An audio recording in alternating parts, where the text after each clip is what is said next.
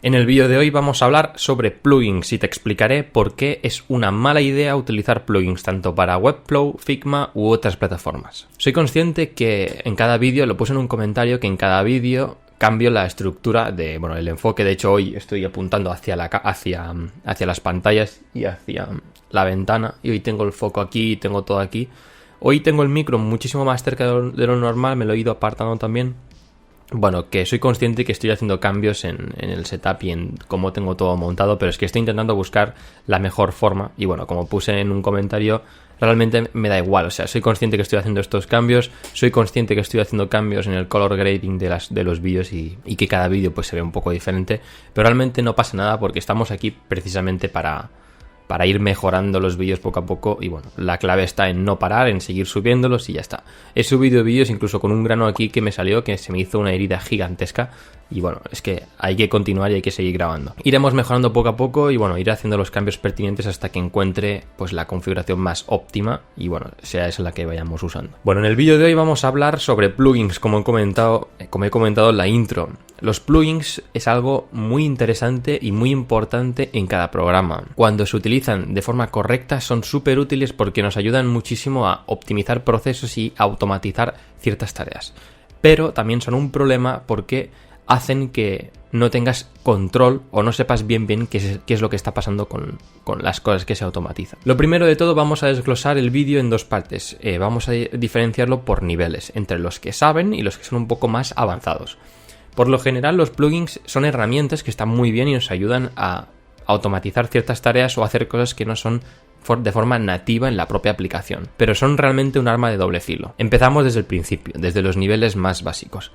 Cuando tú estás aprendiendo tienes que tener muy claro que es muy importante que las bases y las fundaciones las entiendas bien. Cómo funciona el color, cómo funciona la tipografía, cómo crear una escala tipográfica que sea escalable proporcionalmente, cómo crear una gama de colores que tenga sentido.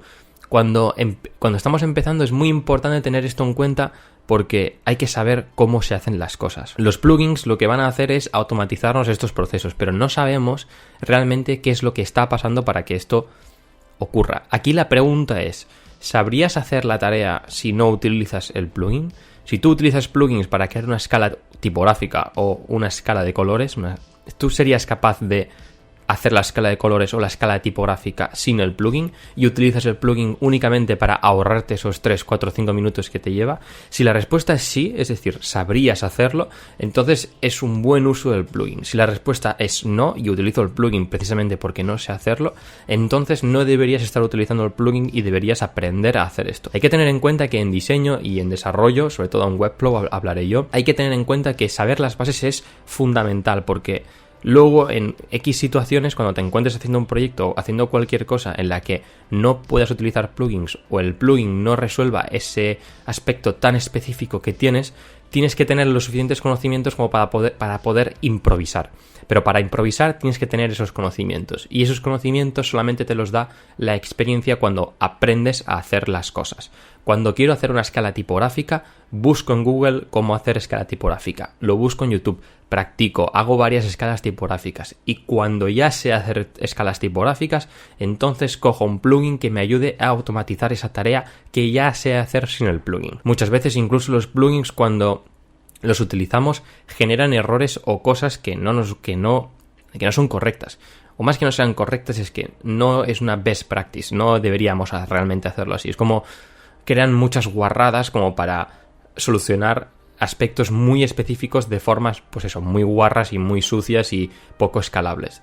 Pero, por ejemplo, cuando ya sabes qué es lo que está pasando cuando haces el plugin, luego eres capaz de detectar y decir, el plugin me ha creado esto no lo quiero, esto no es recomendable porque me va a generar un problema a largo plazo. Vamos a poner el ejemplo de Webflow. Hay muchas personas que dicen, si quiero hacer una web en Webflow, pues utilizo el plugin de Figma to Webflow y ya está, problema arreglado, copio todos los componentes, me los llevo a Webflow gracias a Figma y ya está, ya lo tenemos.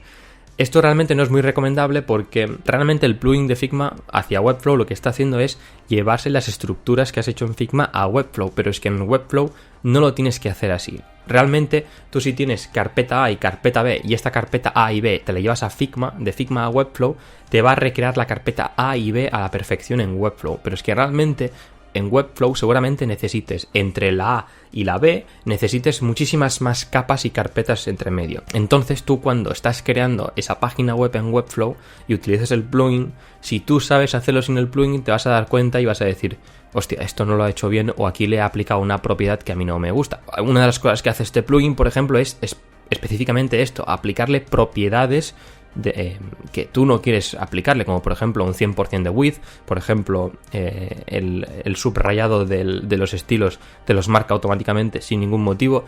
Entonces son cosas que hace el plugin de forma automática. Pueden ser errores o pueden no ser errores, simplemente son cosas que en Figma están configuradas así, que tú no te has dado cuenta, y ese error en Figma lo arrastras a Webflow y ya te está generando un error en Webflow que luego, cuando falle algo, no sabrás por qué está fallando. Y esto en Webflow pasa mucho, sobre todo en proyectos muy grandes. Pero si tú sabes cómo hacer las cosas y de forma natural ya sabes hacerlo, coger el plugin de Figma to Webflow y llevártelo a Webflow y llevarte esa página web, luego tienes los conocimientos y la capacidad suficiente como para llegar a Webflow y decir: hostia, aquí el plugin me ha creado esto, voy a borrar esto porque esto no es muy recomendable, o esto no está bien, lo borro y lo rehago yo. Te das cuenta de estas cosas. Pero cuando, por ejemplo, ya sabes hacer páginas web y ya eres un experto en Webflow y utilizas el plugin para automatizar el proceso, como por ejemplo importar muchísimas imágenes de golpe, como por ejemplo importar estilos de golpe sin tener que hacer esos procesos mecánicos que, bueno, son un palo, la verdad.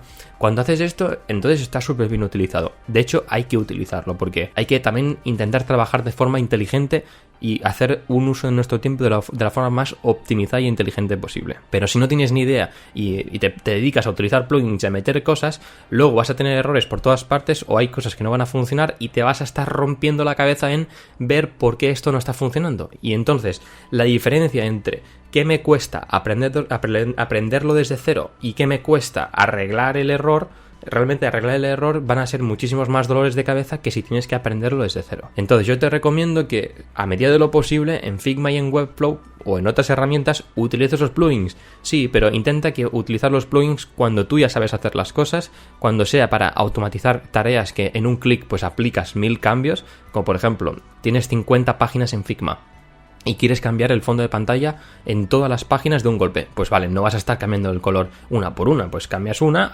ejecutas un plugin que te las cambia las 50 páginas y te lo cambia inmediatamente. Entonces aquí es un buen uso y es un uso inteligente del plugin. Y luego también para hacer tareas o ciertas acciones que la propia plataforma de forma nativa no te permite. Por ejemplo, si tú quieres crear un diseño isométrico, pues en lugar de tener que llevarte ese diseño a Photoshop y a Illustrator, que involucras más programas y más capas y más procesos y por ende más tiempo, pues sí que está bien que utilices el plugin para hacer esas acciones que la plataforma de forma nativa no te deja. Como por ejemplo también importar SVGs en Webflow con la app Export o Import SVG, por ejemplo. Utilizar estas herramientas de forma inteligente son súper beneficiosas, pero mucho cuidado, porque si no aprendes los fundamentos, los conocimientos desde el principio, o no empiezas desde el principio, luego se te va a hacer bola y vas a tardar muchísimo más. Por eso también en programación te dicen que en lugar de que te pongas a aprender directamente JavaScript, empieza por CSS, empieza por HTML, aprende las estructuras, aprende la gramática, aprende estas cosas y aprende la mentalidad o el cómo organizarte, cómo piensa un programador para luego saltar a un lenguaje un poco más difícil. Pues aquí funciona de la misma forma.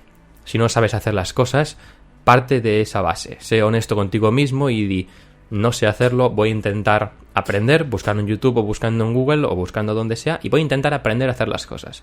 Una vez ya sepa hacer las cosas, entonces utilizo los plugins y que me haga la vida muchísimo más fácil. Pero no sustituyas el utilizar el plugin con no sé hacerlo, utilizo el plugin para que me lo haga. No es lo más recomendable del mundo si te quieres ahorrar dolores de cabeza en un futuro.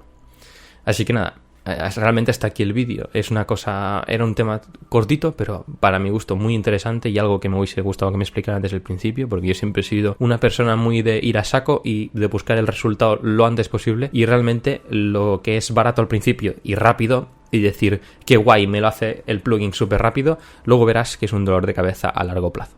Así que nada, espero que te haya encantado este vídeo. Si ha sido así, pues me lo puedes decir y bueno, intentaré hacer más vídeos de este estilo si te ha gustado. Así que nada, nos vemos en la próxima.